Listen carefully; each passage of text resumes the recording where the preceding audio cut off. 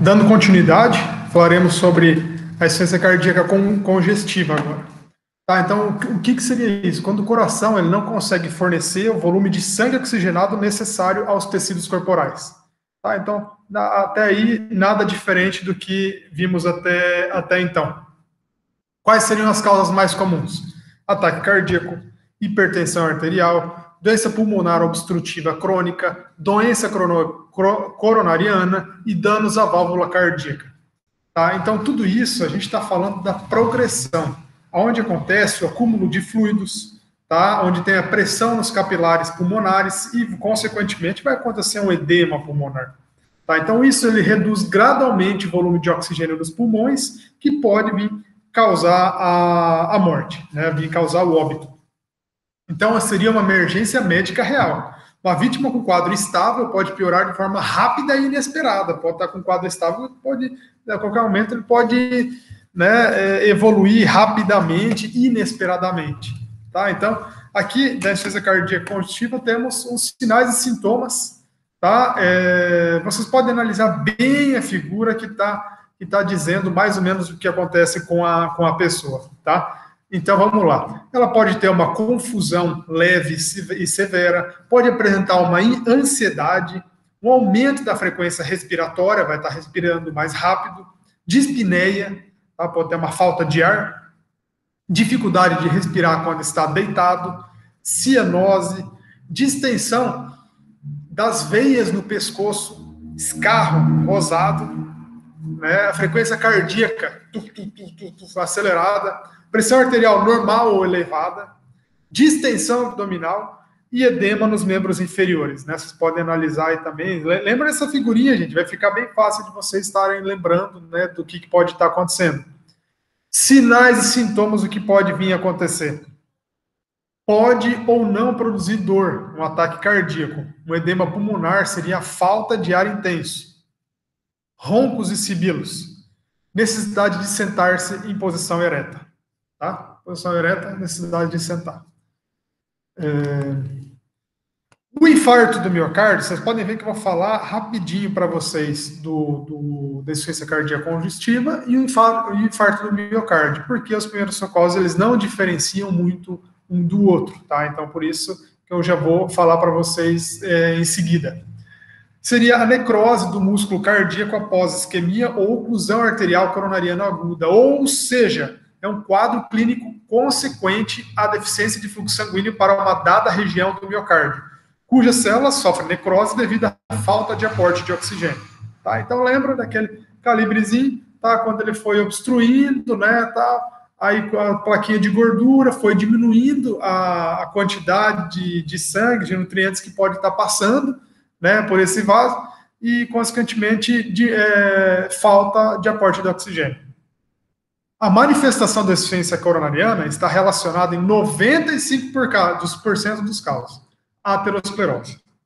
Tá? Então, lembre da figurinha da aterosclerose e da arteriosclerose. A aterosclerose está lá, o calibre, aonde começou a formar a plaquinha de gordura. Bom, enfim, é facinho vocês lembrarem disso aí. Uma ruptura da placa aterosclerótica ou pode vir a ocasionar uma complicação, uma alteração do ritmo cardíaco, onde pode vir a acontecer taquicardia, ou pode acontecer a fibrilação ventricular, onde é a causa mais frequente de morte súbita. Tá? Então, infarto do miocárdio. Tal pessoa faleceu, veio ao óbito por infarto. Tá? Então, isso aí é uma causa mais frequência de morte súbita. Né? Às vezes a pessoa está dormindo, às vezes a pessoa está passeando, do nada aconteceu isso. Você vai falar, mas a pessoa era tão saudável que do nada aconteceu isso aí. Né? Então, a gente lembra, tudo isso aí é uma consequência que a doença ela vai ou a situação ela vai progredindo, que pode vir a ocasionar esse pormenor, tá joia? O infarto do miocárdio ele é denominado ataque cardíaco. Por exemplo, às vezes a pessoa, que ele morreu de infarto, que ele morreu de ataque cardíaco, né? Então seria praticamente a mesma coisa, tá? Falando de um modo mais popular, tá? Pode vir a ser a mesma coisa. Só que isso aí acontece a necrose do miocárdio, né? Onde é que ele vai morrendo, vai necrosando. Onde o suprimento de sangue para uma parte do coração sofre redução significativa ou é completamente interrompido. A parte mais afetada sofre necrose. Com frequência está associado à doença coronariana. Então, vocês podem ver, o assunto de hoje, um vai puxando o outro, né? Doença coronariana, dor no peito, insuficiência congestiva, infarto, tá? Então, aqui, vamos lá. Temos aqui um tecido cardíaco, coração normal. Aqui, já temos a insuficiência cardíaca congestiva, tá? Então, vocês podem ver que tudo isso tá com toda essa redução significativa, o aporte de oxigênio, né, a não eliminação de detritos. Então, isso aí acontece em insuficiência cardíaca congestiva. Tá? Então, aqui temos uma figura da mesma. O infarto do miocárdio ele depende da extensão do dano e da forma de como o sistema nervoso autônomo ele reage a ele. Tá? Então, é muito difícil confirmar a ocorrência do infarto sem um equipamento de diagnóstico. Então, você não pode falar, a pessoa lá veio a óbito, ou foi um infarto, ou foi taquicardia. Não, você tem que ter um equipamento para diagnosticar que realmente foi feito isso, né? E esse equipamento, quem que está apto para utilizar é o médico, né? Que tem o devido treinamento para estar fazendo o uso desse equipamento.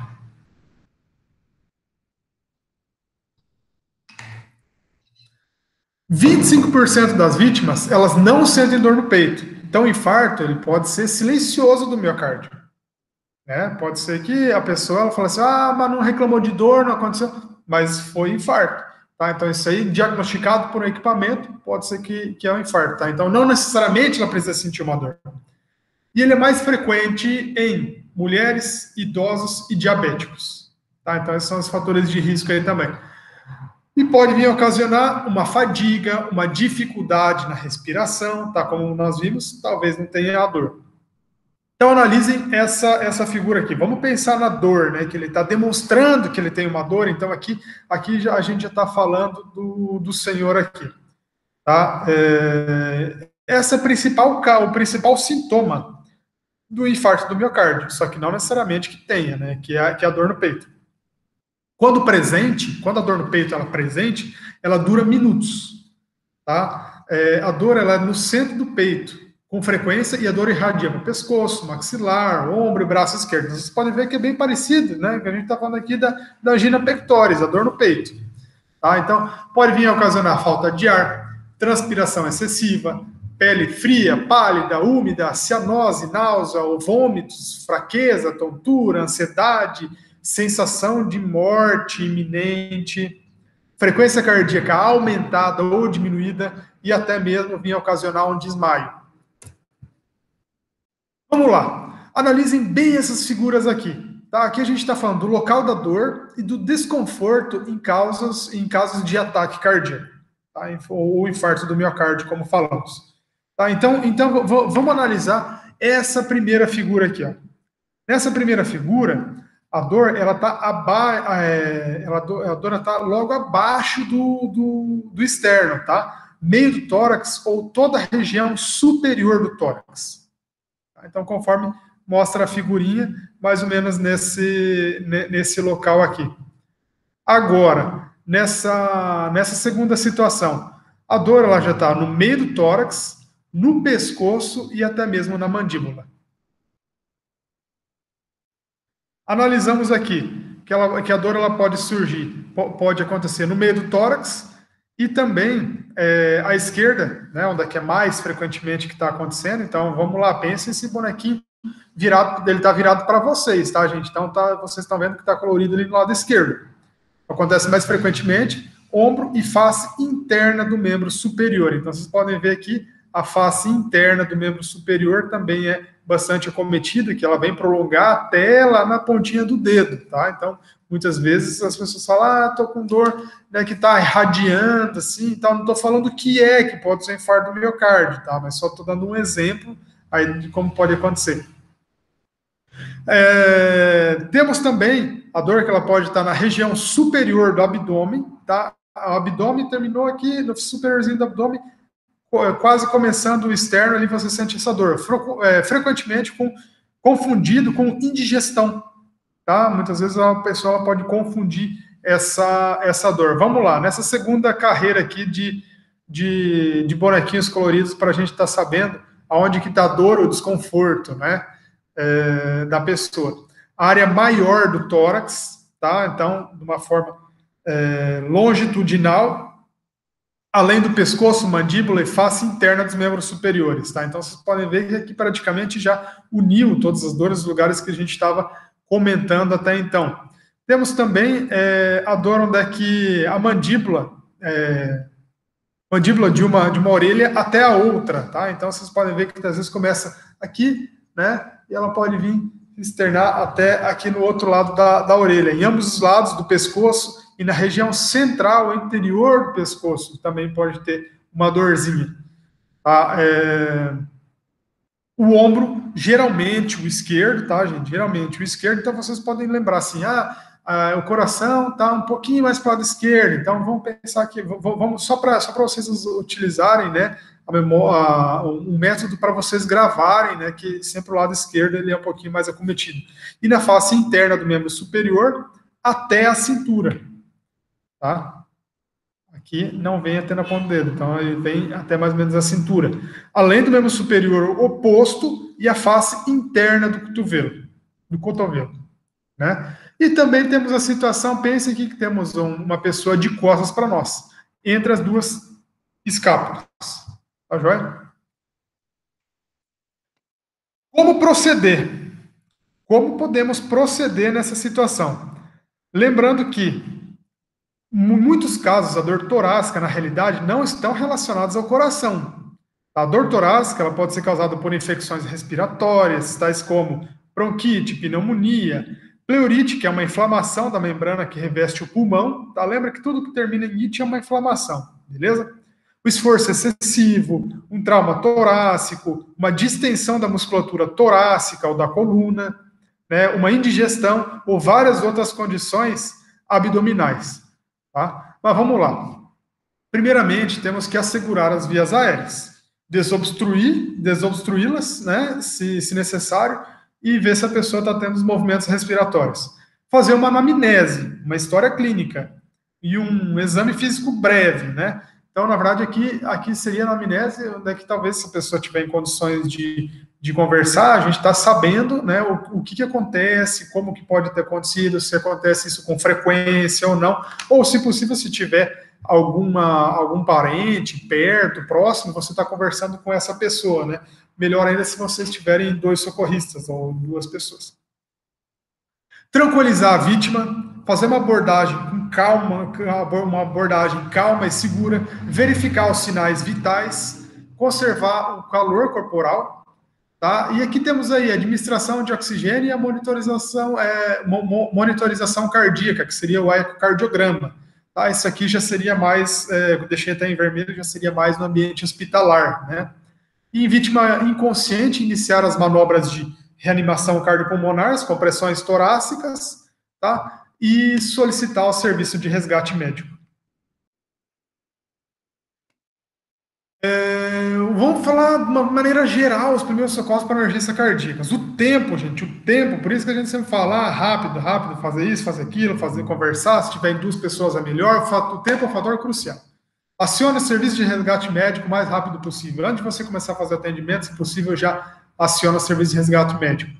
O tratamento depende de vários fatores, desde presença de circulação, responsividade, se a pessoa está consciente ou não, e história de problemas cardiológicos. Tá? Você vai verificar se a pessoa está com ausência de pulso, como mostra a figura, você já está fazendo as compressões torácicas. Se a vítima está responsiva, já vamos acionar o serviço de resgate médico, né, o SAMU, e em seguida, tá, depois de feito, depois de analisado tudo isso que falamos, você fez acionou o serviço de resgate médico, aí sim você vai começar a estar trabalhando com primeiros socorros, tá? Os primeiros socorros você vai começar fazendo com a avaliação inicial. Se a vítima estiver responsiva, tá? Se a vítima estiver responsiva. Vítima responsiva, vou falar mais uma vez. Primeiramente, você começa fazendo a avaliação inicial. Você vai estar observando o tipo, o local, a intensidade de todas as dores, onde é que está doendo, né? Onde é que analisamos todas aquelas figuras, e a presença de outros sinais e sintomas característicos de comprometimento cardíaco. Tá? Então, isso aí você já vai tá memorizando para depois estar passando essas informações para o serviço de resgate médico. Tá? Isso aí já vai agilizar muito o atendimento deles. Se a vítima se queixar de dor ou desconforto no peito, monitore continuamente sempre os sinais vitais. Monitorou uma vez? Volta. Tem tempo para monitorar mais uma vez? Vai outra vez. Dessa forma você vai fazendo, continuando, tá? Então forneça respiração artificial se a frequência, o volume respiratório, eles tornam-se insuficientes. Lembrando que só pessoas treinadas podem estar fazendo essa respiração artificial e muitas vezes quando tiverem os equipamentos específicos para tal. Você vai estar encorajando a vítima a mastigar um comprimido de ácido acetil salicílico adulto. Ah, professor, mas o que é isso? Muitas vezes, em muitos comércios, academias, clínicas de estética, clínicas de fisioterapia, temos esse medicamento no kit de primeiros socorros. Mas tudo isso só se tiver algum profissional da saúde próximo e sim ter indicado isso dali, tá? Esse medicamento. Ou 2 doses do infantil, caso ela não apresente alergia ao medicamento ou qualquer outra contraindicação ao seu uso, como um acidente vascular encefálico ou um sangramento recente. Tá? Então, lembrando que sempre tem os seus pormenores, as suas contraindicações. Então, por isso, uma pessoa treinada tem que estar ciente para estar passando esse medicamento. Não permita que a vítima se movimente sozinha, que a vítima ela se movimente sozinha. Tá? Então, o que você vai fazer? O que você vai fazer para evitar que ela faça isso? Conforte-a e transmita-lhe confiança. Tá? Primeiramente, ela tem que saber que você está ali para ajudá-la. Tá? Então, ela tem que confiar no que você está fazendo. Então, coloque na posição mais confortável. Em geral, essa posição mais confortável, ela pode ser semi-sentada, com as pernas para cima e os joelhos flexionados. Tá? Seria essas condições aí. Você também vai estar procurando afrouxar as roupas que estão muito apertadas na vítima, principalmente no pescoço, né, ou no diafragma, e você vai procurar sempre manter a vítima aquecida, mas não em excesso, tá? Então tem que estar cuidando disso aí. Às vezes você está colocando um casaco em volta, enfim. Seria todas essas situações. E monitore frequentemente os sinais vitais e esteja preparado para iniciar a reanimação cardiopulmonar, se necessário. Tá? Então vamos lá, vamos fazer uma síntese dos primeiros socorros aí da nossa emergência cardíaca. Avaliação inicial, lembrando que você vai analisar o local, a intensidade que a pessoa está sentindo, a dor que ela está sentindo, né? A presença de outros sinais vitais, os sintomas característicos do comprometimento cardíaco. Se a vítima se queixar de dor, vai vendo sinais vitais, né, o ABCDE, tá bom? Sempre fazendo essas observações. Mastigar um comprimido de ácido acetil salicílico adulto, né, ou infantil, tá? Não permitir que a vítima se movimente sozinha, tá? Então, isso aí, quanto menos ela se movimentar, melhor. Às vezes a pessoa ela vai estar ansiosa, né? Ansiosa, estressada, então isso aí a gente tem que sempre estar cuidando com o atendimento da vítima, tá? Você vai afrouxar a roupa, manter a vítima aquecida e monitorar frequentemente os sinais vitais. E esteja preparado, gente. Lembra a posição das mãos, quantas compressões vocês vão fazer. Lembre-se das nossas aulas de compressões torácicas, por exemplo. Se a pessoa ela é adulta, se a pessoa ela é criança, se a pessoa ela é um bebê, ou se a pessoa ela é obesa, tá? Tem diferenças aí que a gente pode estar diferentes situações. Se você está só em um socorrista, se você está em 2 socorristas, se socorrista profissional ou se não é. Tá bom, gente? Essas são algumas das referências que utilizamos hoje. E agradeço a atenção de cada um de vocês. Aguardo vocês em sala de aula para a gente fazer o formulário aí da lista de presença e avaliação.